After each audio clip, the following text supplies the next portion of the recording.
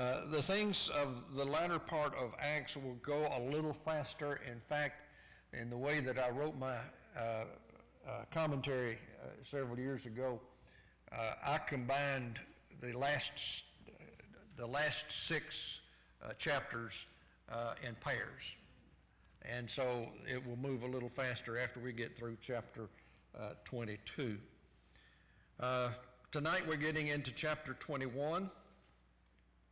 I hope that you have read this. The spotlight of this chapter is ready to suffer. And this is basically the concept that Paul has in saying, I know what's been prophesied, I know what I'm being told, I know what the Holy Spirit has indicated for me, but I'm ready to go and to get involved with it if it's for the cause of Christ. The sidelight in this is prophecy in the New Testament and culture, customs, and Christianity. We're going to talk about some of the things that have bothered us in the 20th century many times about why Paul continued to involve himself with much of the traditions in Judaism. And I think I'll have some answers for you in this particular chapter. The highlights here is his journey to Jerusalem, his arrest in the temple, and him being set for the defense. And as many times in the scriptures, this chapter ends and you have to tune in next week to find out what happens. It stops. Paul opens his mouth to speak to them and the chapter ends. And then the next chapter, chapter 22, picks up with what he starts saying. So we start in this chapter with the sea voyage. He says, when we had parted from them, and this is from the elders, he'd called them to Miletus. He'd called them from Ephesus to come down and to meet him. This was because if he had gone to Ephesus, he might have gotten stalled and missed Pentecost altogether. So he set sail. We came by a straight course to Kos, the next day to Rhodes, and from there to Patara. And then we found a ship bound for Phoenicia. We went on board and set sail, and we came in sight of Cyprus. Leaving it on our left, we sailed to Syria and landed at Tyre because the ship was to unload its cargo there. Here's a map that kind of shows the directions that we're going. Here is Miletus. Here is Kos, or Kos, whichever. They probably wouldn't know. We may not know how to pronounce it exactly right, and they don't care because all of them are dead now anyway. Here's the island of Rhodes. In Lycia, there's Patara on the seacoast. They sailed down past Cyprus on the left-hand side, which says that they sailed to the south of it, which was very practical because this is called the leeward side, as the winds would blow from the north to the south in this general area. They go down to Phoenicia and they land at Tyre. From there, they'll catch a boat going to what is called Acco or Ptolemais. That is not Ptolemais. That is basically Ptolemais. That's PT instead of PR. And then they go down to Caesarea, and then they go inland to Jerusalem. The reason that they did this is there's so few really good landing places on the coast of Judea. And even still today, there is really only one, and this is at Tyre and Sidon. This is the area where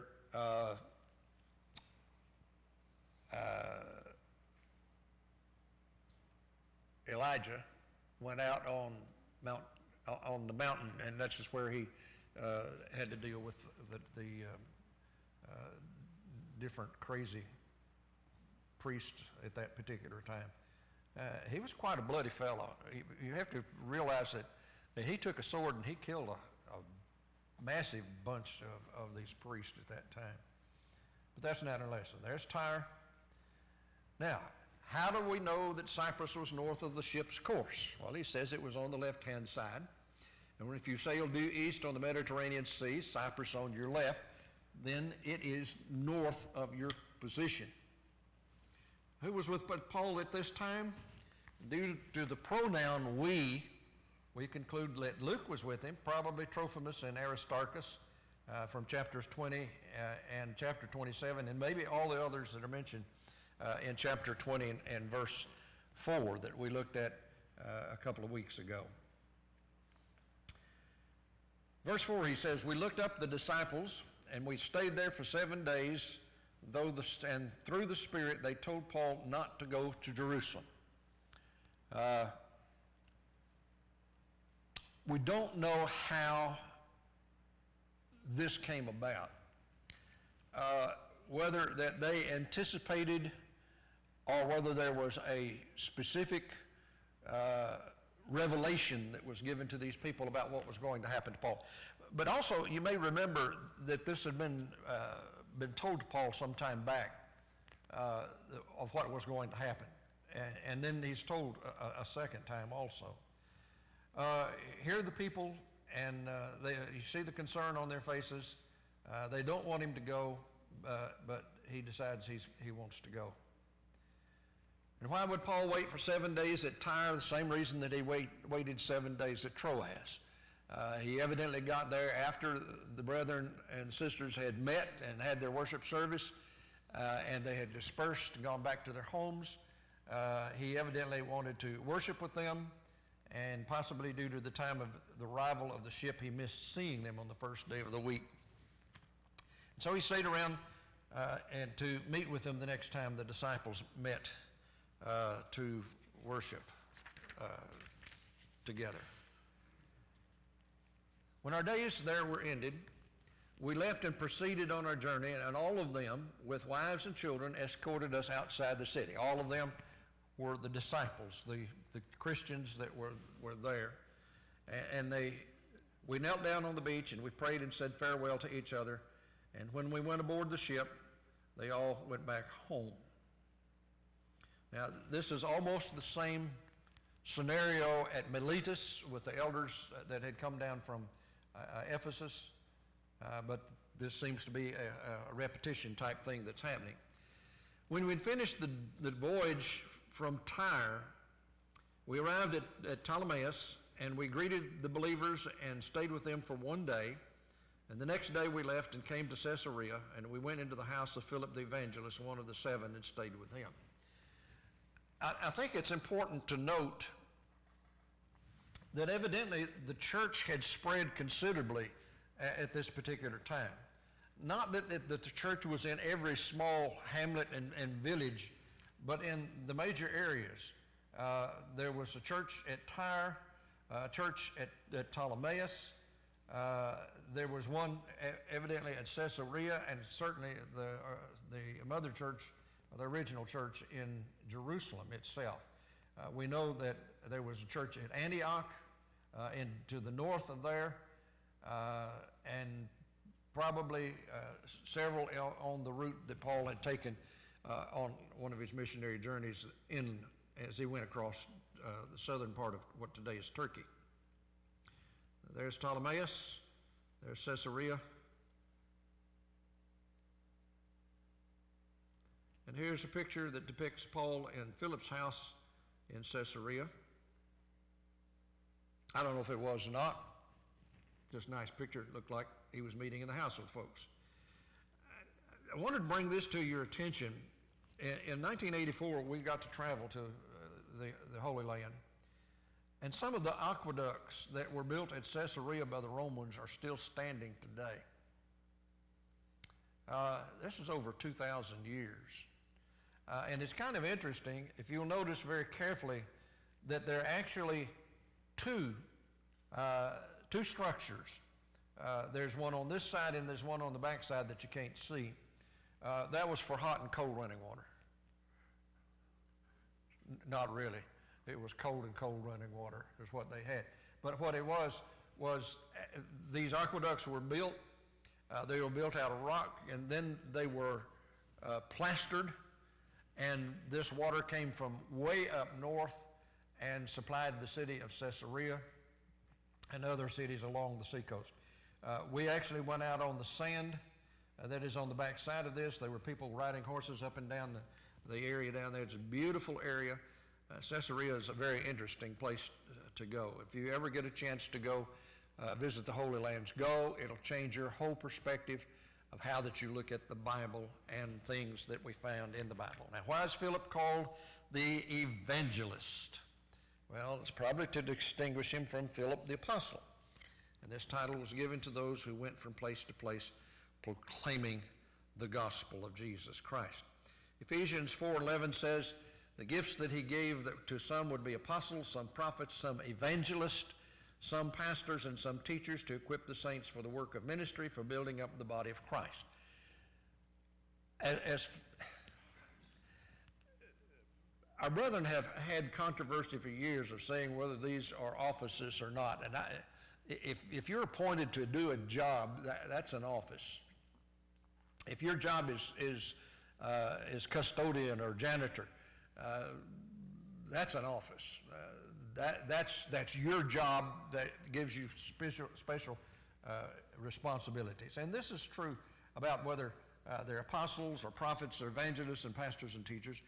And we've had even some in recent years who have said, well, God gave that there would be apostles, and I know of one man that has claimed that he is an apostle in the church today.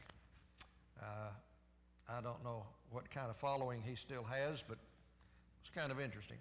In 2 Timothy 4:5, Paul says to the young preacher Timothy, as for you, always be sober, endure suffering, do the work of an evangelist, and to carry out your ministry fully. The idea of being sober was not tied to the concept of inebriation, but was remembering that you have a very responsible job and that you are to be a person who looks at it with great responsibility. Philip was one of what 7? The 7 that were chosen to serve the Grecian widows and the problem in the Jerusalem church. This points out one thing to us. As we read from Acts, the 6th chapter, there was a controversy that arose about the Grecian widows. And it says, therefore, friends, select from among yourselves 7 men of good standing, full of spirit and wisdom, that we can appoint to this task, while we for our part will devote ourselves to prayer and serving the word. And what they said pleased the whole community. They chose Stephen, a man full of faith and of the Holy Spirit, together with Philip, Prochorus, Nicanor, Timon, Parmenas, Nicholas, a proselyte of Antioch. And they had these men stand before the apostles, who prayed and laid their hands on them. The laying on of hands here does not appear to be to impart some sort of miraculous gift, but simply to indicate that these men are chosen and they are approved by the elders and by the apostles. And this tells us that there was a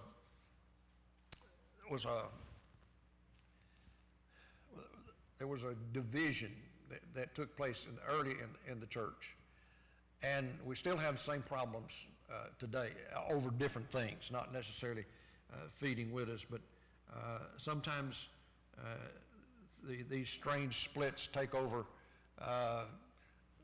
the temperature of the building, the color of the carpet, the kind of seats that we have, how long the preacher preaches or how long the preacher doesn't preach. And I guarantee you, and I talked to Levi one time when he had one that went a little long, I cautioned him. I said, you got to be careful, because sometimes these old folks got to get up and go to the back in the corner.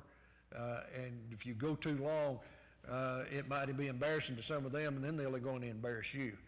So he's done very well since then. So I feel like that's one contribution that I've made to our new preacher. He had 4 unmarried daughters who had the gift of prophecy. I found this beautiful picture in a book, and I thought, well, that depicts 4 beautiful young ladies that don't seem to have a fellow around them, but they had the gift of prophecy. How they got it, we're not told. what the prophecy was. We're not told. We're just given that and said, okay, you can handle that. And he says, while we were staying there for several days, a prophet by the name of Agabus came down from Judea. And he came to us. He took Paul's belt. He bound his own feet and his hands with it. And he says, this is what the Holy Spirit says. This is the way that the Jews in Jerusalem will bind the man who owns this belt and will hand him over to the Gentiles. Now, different translations say different things. Some say sash, some say girdle. And if he does, I'm ready to accept it, and if it's necessary, I'm ready to die.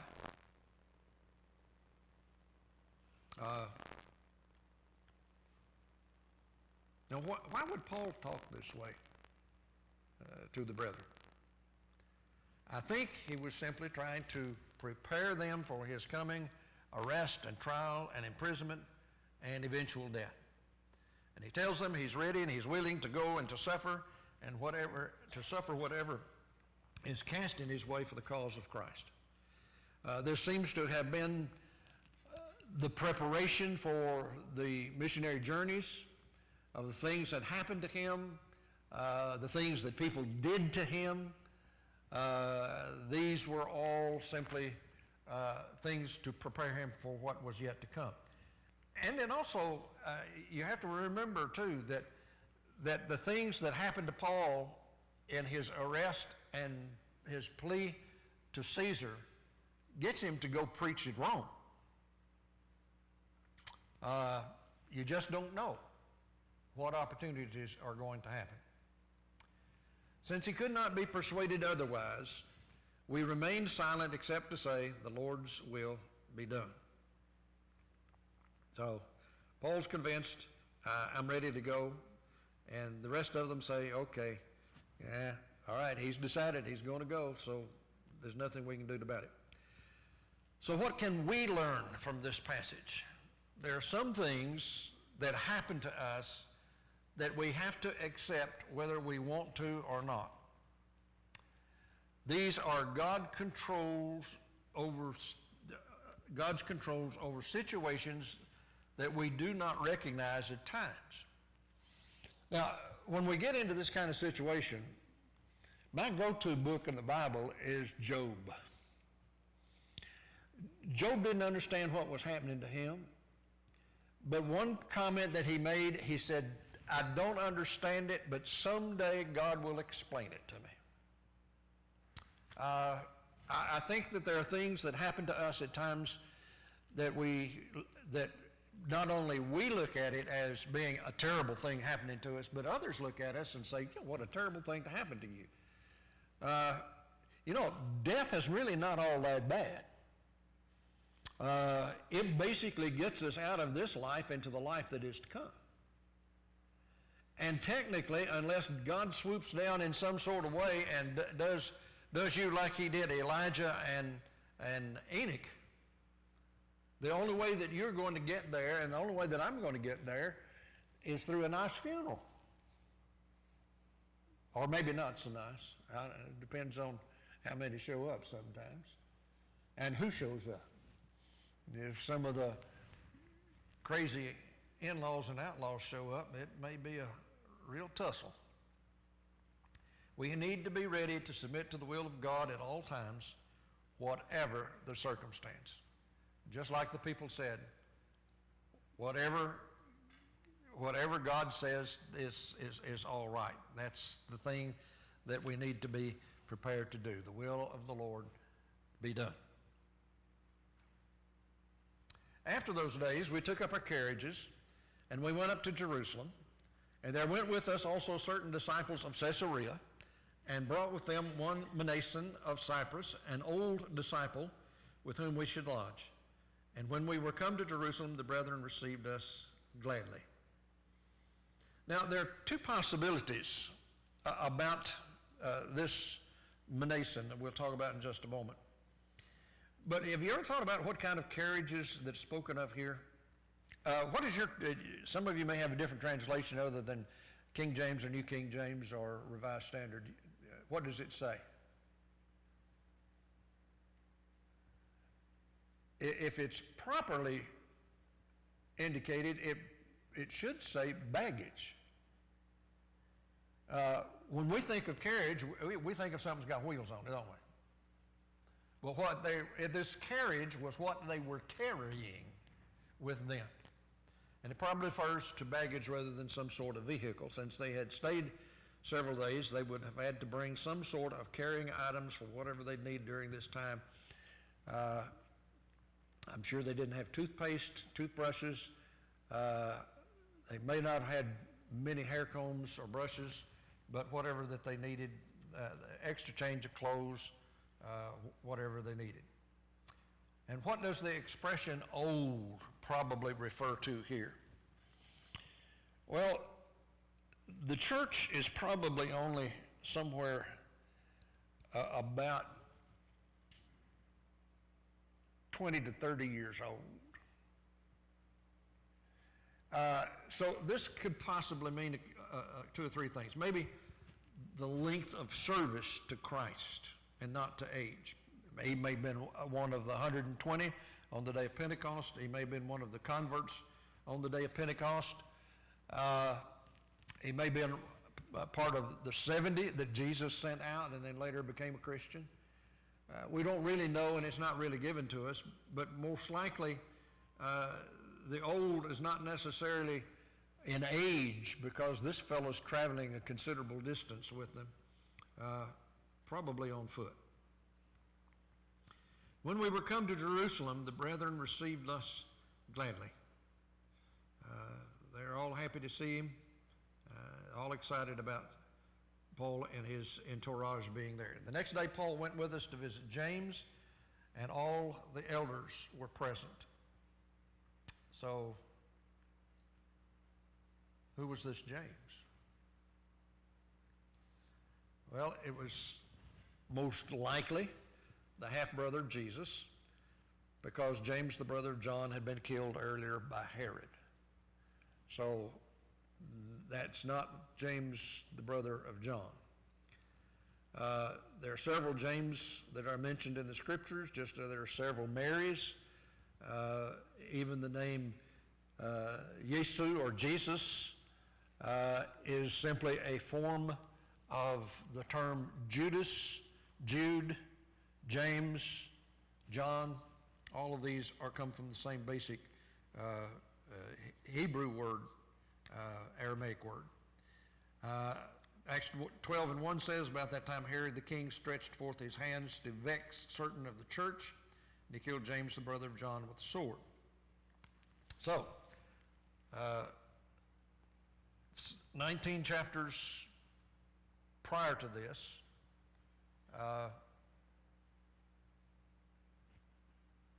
9 chapters prior to this. What's my math? My math right? 9 chapters? That's close enough? Okay, 9 chapters to this, prior to this, James had been killed. In Matthew 13:55, the scripture says, is not this the carpenter's son? Is not his mother called Mary? Are not his brothers James and Joseph and Simon and Judas? Notice in this family, James and Joseph and Judas and Jesus, all of these come from the same basic root word in Hebrew. So when they heard this, they praised God. And they said, you see, brother, how many thousands of believers there are among the Jews, and they're all zealous for the law. And they've been told about you that you teach all the Jews living among the Gentiles to forsake Moses, and that you tell them not to circumcise their children or to observe the customs. What then is to be done? They are certainly going to hear that you have come. Well,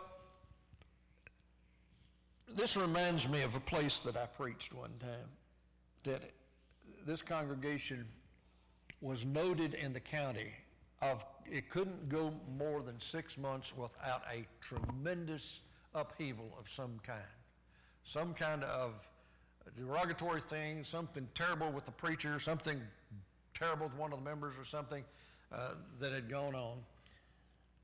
And The first week that I was there, one of the old ladies of the congregation, she was in her 90s. She had two sons that were elders of the church, and she had a daughter that had gone through a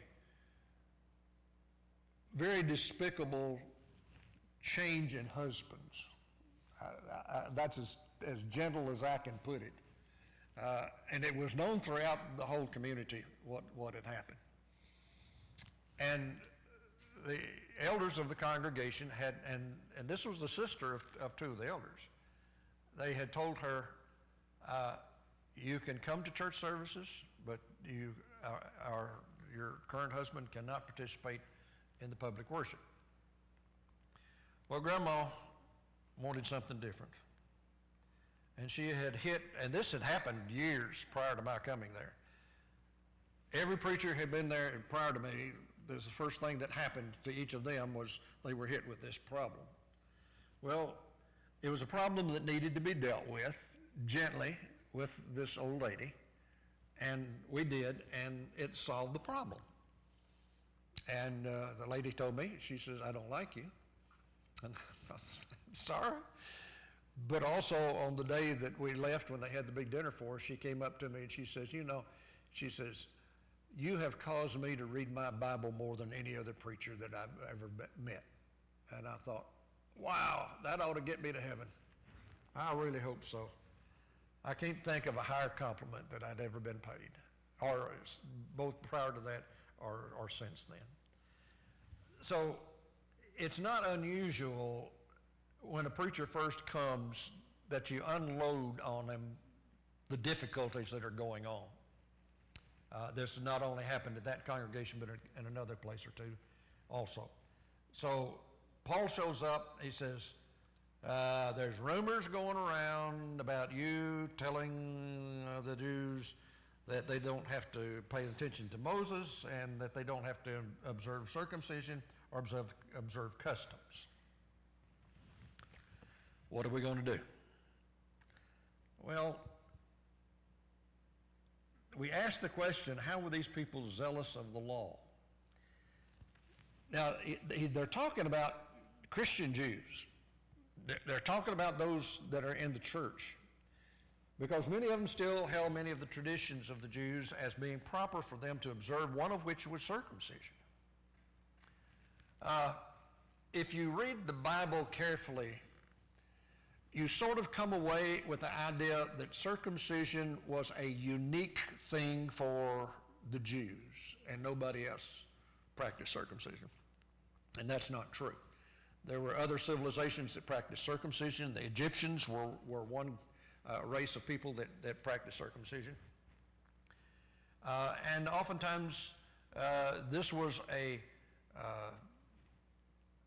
taunt that was thrown out at their enemies as being an uncircumcised Gentile or uncircumcised heathen.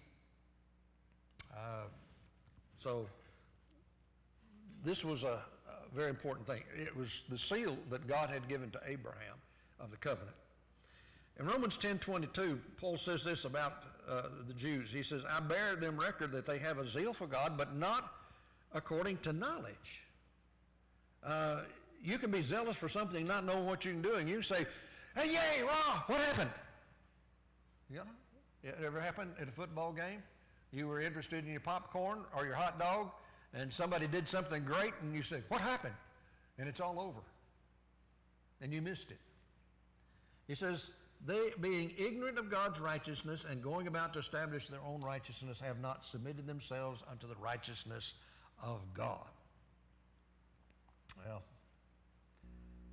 what is to be done? The assembly must certainly meet, for they will certainly hear that you have come. From H. Leo Bowles' commentary on the book of Acts, page 340. Here is an interesting comment, and I have used this for a great number of years. The question here simply means, Paul, what is going to be done about this? James and the elders at Jerusalem do not believe the misrepresentations against Paul. However, many of the Jewish brethren do believe it. They would hear that Paul has come to Jerusalem. There was no effort to conceal that fact, and they were ready to meet the issue as tactful a way as possible. They knew that the many Jewish Christians would be anxious to see Paul and to hear the reports that he had to make. But by asking this question, James and the elders are requesting Paul to cooperate with them in satisfying the Jewish Christians. I had an occasion one time in a congregation. This is one of the blessings of having preached for more than 40 years. You get a lot of illustrations. Evidently, this individual had heard what I said in the wrong way, or heard it like they wanted to hear it, and it was not what I said. The elders of the church came to me and sat down with me, and we talked about the situation. And the elders said, we didn't hear it this way, but this person is highly offended and is threatening to leave unless you apologize. And I said, okay, I'll apologize. So I went to the person and I apologized profusely, and the person was happy and glad and stayed in the congregation, and I still do not know what it was that I apologized for, but it kept peace in the family. This is basically what they're trying to get Paul to do here, is to keep peace in the family by doing something that will cause the brethren not to have their hackles up. Now here's my note. I think this is a similar problem that existed between the Jewish Christian and the Gentile Christians, understanding of what needed to be done as the church, particularly in Acts 6, over the problem of the Grecian widows and their overlooked care. It's simply a misunderstanding that people have come to believe is real and true. And sometimes the elders and sometimes the preacher and sometimes individuals have to go to other individuals in the congregation and say, what is the problem? Explain it to us. And then to try to take care of it the best that it can be done. Why did the elders call a meeting of the people? They wanted to stop any undue criticism or talk before it got started or got out of hand. And the best way to confront half-truths is to have them out in public.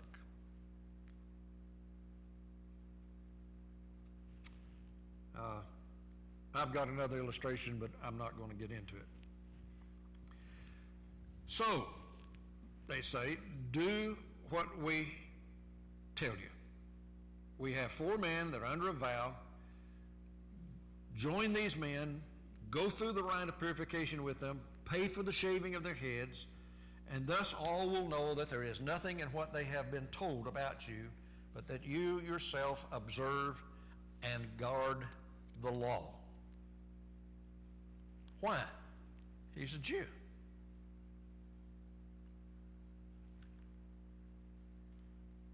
Here's a picture I found of the shaving of the head as part of a vow to God. I was surprised to find it, as you probably are surprised that they took it one, but this was done with a Polaroid camera.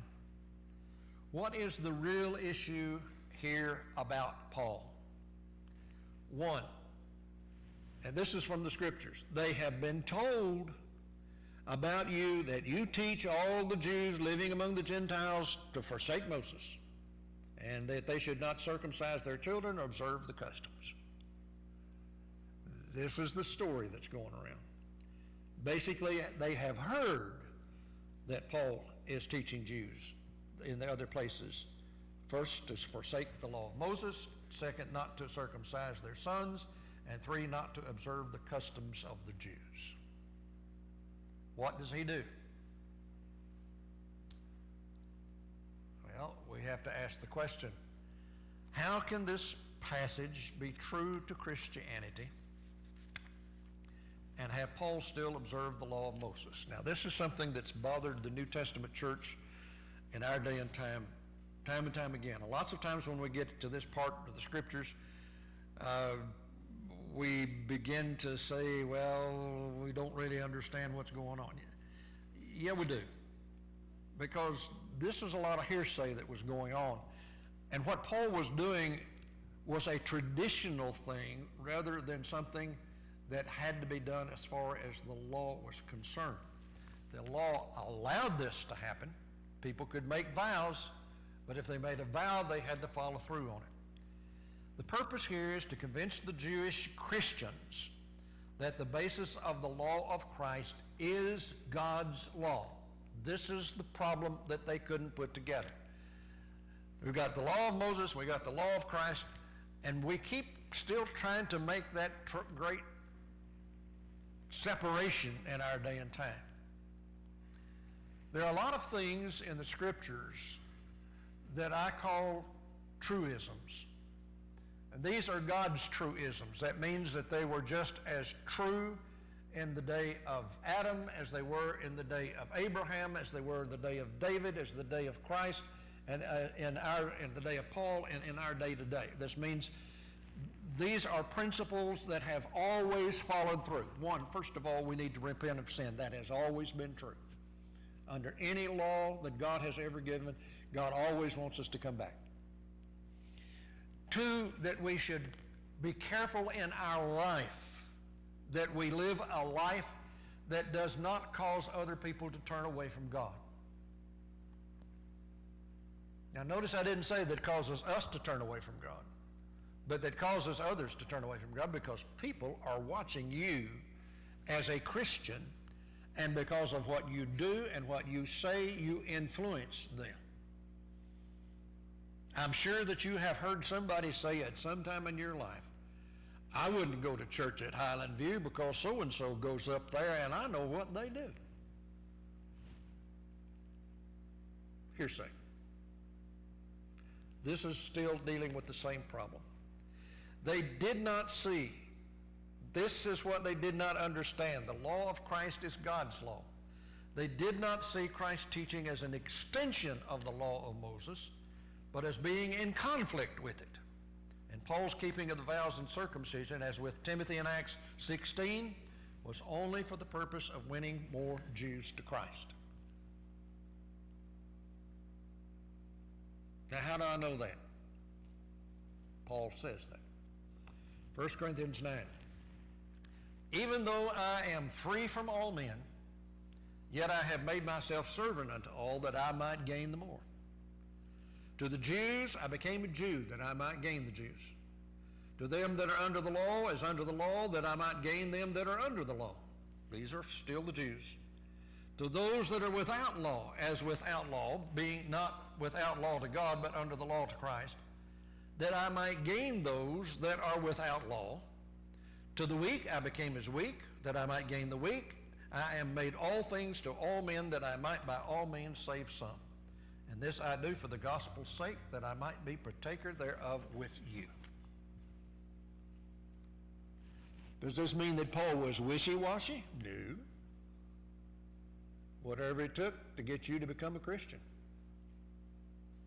It doesn't mean that he was violating anything. It simply means that he became a friend to them in whatever situation that they were, that he might cause them to understand who Jesus is and that they would turn to him. Now, I'll show you how this works. I don't know if you have a Christmas tree or not, but in some places there are brothers and sisterins that have a conflict whether or not you have a Christmas tree, and they may not have one. I preached at one place for 10 years, and this was brought up every year at the Christmas time about Christmas trees. Now, this is my personal comment. This is my opinion. This is not straight from the scriptures, but I think that where I stand on this is a biblical position. I can have a Christmas tree and not have any religious connotation to it. I don't care how it was started, when it was started, or why it was started. My tree is not a religious tree. It doesn't go to church anywhere. Even though it may have had religious implications in the beginning or in its origin, as a Christian, I have no command nor authorization to do this as a religious rite. I can do it because I want to. If I do so on my own, I will have to answer for it. And I cannot bind it on others, and I am not, and nor am I free to condemn those who do so or do not observe this time of year as a religious rite of some sort. Now, this is basically what Paul was saying in the Corinthians letter. If it offends you and you tell me it offends me to have a Christmas tree, I will not put one up. Because I want to retain our relationship. And that means my attic is going to stay full of all the Christmas items that I've got until you die. Then I'll put up a Christmas tree again. You see, sometimes we make mountains out of molehills in the church. He says, as touching the Gentiles which believe, we have written and concluded that they observe no such thing, except that they keep themselves from things offered to idols and from blood and from things strangled and from fornication. This was the letter that went out from the Jerusalem church to the Gentile churches throughout all of Asia Minor and also into Greece. So Paul took the men. The next day, having purified himself, he entered the temple with them and made public the completion of the days of purification when the sacrifice would be made for each one of them. How many were the days of purification? 7. Why? Well, it all started back in Genesis, really. Acts 21:7 says when the 7 days were almost completed. Numbers 6 and 9 says if someone dies and is very suddenly nearby, in other words, if they're close by and you're there, defiling the consecrated head, then they shall shave the head on the day of their cleansing, and on the 7th day they shall shave it. On the 8th day they shall bring 2 turtle doves or 2 young pigeons to the priest at the entrance of the tent of meeting. Well, this is part of what was going on. In Leviticus 23:8, for 7 days you shall present the Lord's offerings by fire, and on the 7th day there shall be a holy convocation, and you shall not work at your occupations. So this 7-day thing is something that applied to lots of different vows, lots of different traditions that took place in the law of Moses. To whom was the accomplishment of these days to be signified? To the officiating priest. And this was done that the necessary sacrifices might be provided and duly offered.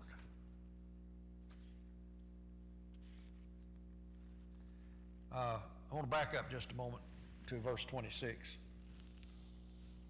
and read to you from 1 Corinthians 10, beginning with verse 18.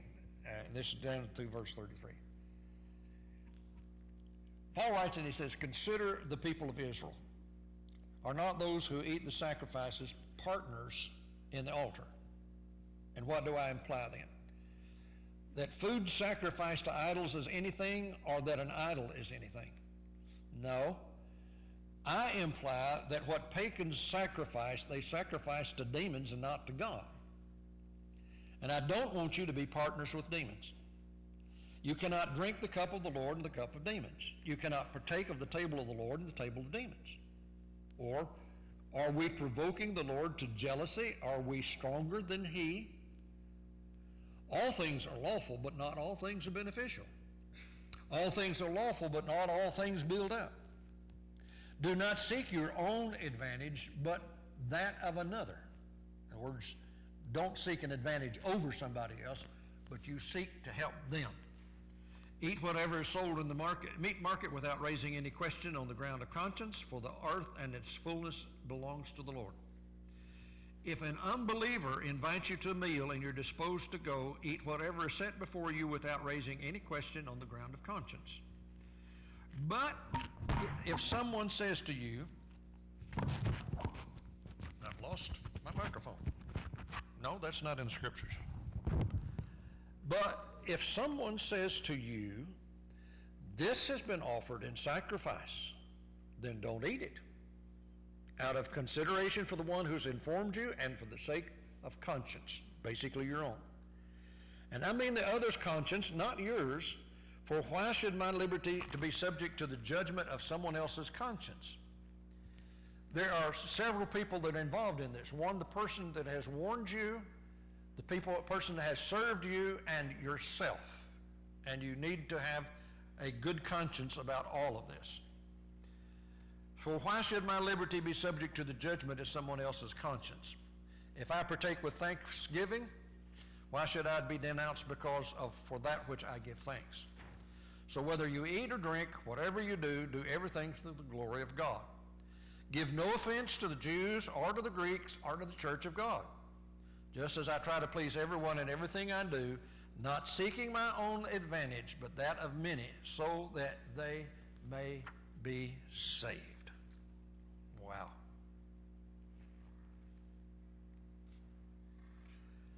Why did Paul accept the advice of James and the elders? Well, there are three, and after putting this in here, I'm not too sure the word accepted is the proper word. There are three noted answers to this question that are used by different authorities and different scholars. One, that Paul in this case acted ignorantly, not knowing and being aware of the fact that the law of Moses was no longer binding on anyone as a religious institution. It isn't binding on us because we're not Jews to start with. This was the problem that existed between the Jewish Christians and the Gentile Christians. Two, that like Peter in Galatians 2, he acted from fear of his Jewish brethren. And three, that he acted simply in conformity with that law of Christian benevolence, which requires us to respect even the weakness and the prejudices of our brethren, so far as this can be done without in any way neglecting the requirements of the gospel. One final illustration to show you how this fits. In one congregation where I was, we had a 56 class. And that was just the name that we put on it. The reason we called it 56 is because we met at 5 minutes till 6. And our goal was to have 56 kids in the class. That's like why is Y12 called Y12? That's because that's its name. That's what it, why is a chair, because that's what it is. And on occasions, my class with the children would go over a little bit into the allotted time to start church services on Sunday evening. And one dear fellow in the congregation had a conflict with this. He said, these children are not members of the church, and therefore they should not be leading songs during the church time. Isn't it sad where people come from sometimes? But this is the basis of the teaching that some have had over the years. We solved it very easily. You know what we did? We called the end to the class properly at 6 o'clock. We had a dismissal prayer, and then we started the church service. And he was happy with that. That's what's happening here. We have to respect the weaknesses and prejudices of our brethren as far as it can be done without any way neglecting the requirements of the gospel. It's tough sometimes to do that. It's a good place to stop. We're almost at the end of this chapter, but we're not quite there. We will finish this up next week and get into chapter 22, so read the latter part of this chapter, read chapter 22, and we will probably get all the way through chapter 22 next week.